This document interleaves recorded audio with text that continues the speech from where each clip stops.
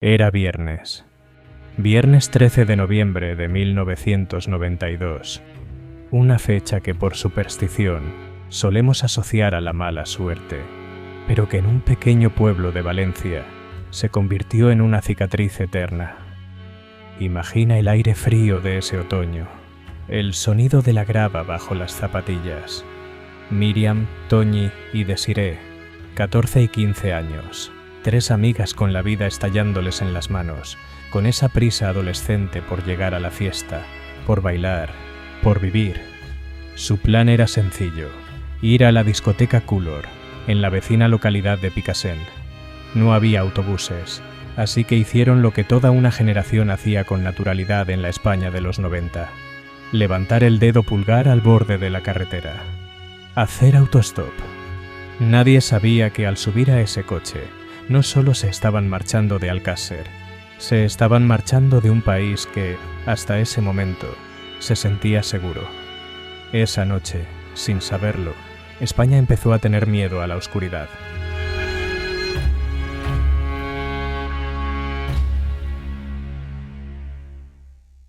La noticia corrió como la pólvora, pero no como lo hacen hoy los virales.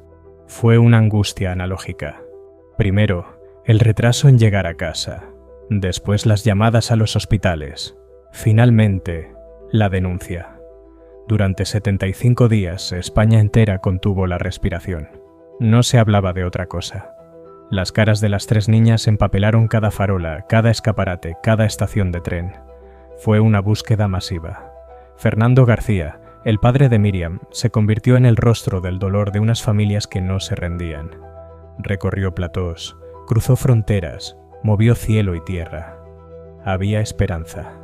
Todos queríamos creer que aparecerían, quizás asustadas, quizás lejos, pero vivas. Pero el invierno avanzaba y el silencio de las niñas pesaba como una losa. El 27 de enero de 1993, la esperanza se rompió. Dos apicultores subieron a una zona inhóspita conocida como La Romana, un paraje de monte bajo, difícil y solitario.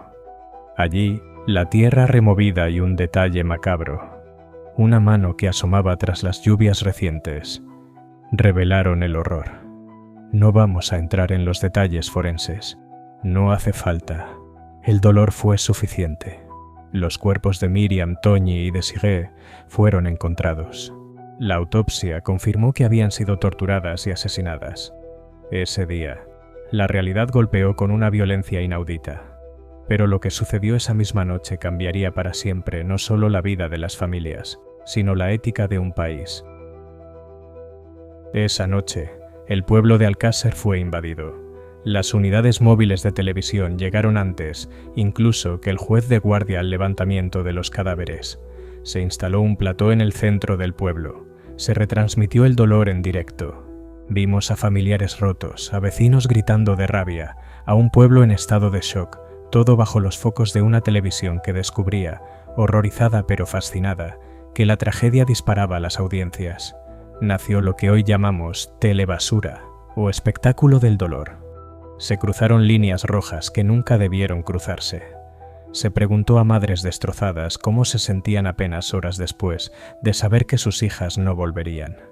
Alcácer nos enseñó lo peor del ser humano en el crimen, pero también nos mostró un espejo incómodo sobre cómo consumimos la tragedia ajena. La investigación policial apuntó rápido, demasiado rápido para algunos, inevitablemente certero para la instrucción oficial. Se encontraron pruebas en la escena. Un volante médico a nombre de un tal Enrique Anglés. La policía fue a buscarlo, pero no era Enrique a quien querían. Era a su hermano, Antonio Anglés, y a su amigo, Miguel Ricard. Miguel Ricard, alias El Rubio, fue detenido. Confesó su participación, aunque luego cambió su versión varias veces. Fue juzgado y condenado a 170 años de prisión.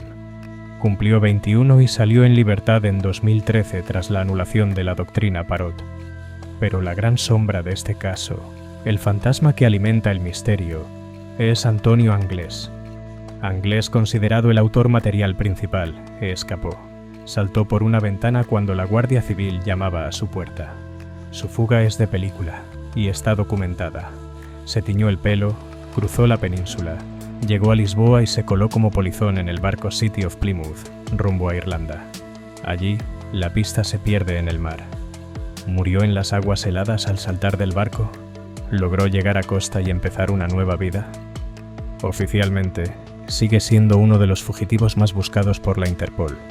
Un fantasma sin tumba. Han pasado más de 3 décadas. Las teorías alternativas, las conspiraciones y las dudas sobre la instrucción oficial han llenado libros y horas de Internet. Pero hoy, aquí nos quedamos con lo tangible. El crimen de Alcácer mató la costumbre del autostop en España. Nos arrebató la libertad de caminar sin miedo por caminos secundarios. Nos enseñó que los monstruos no viven debajo de la cama, sino que a veces conducen un coche y te ofrecen llevarte. Pero sobre todo, nos arrebató a Miriam, a Toñi y a Desiree.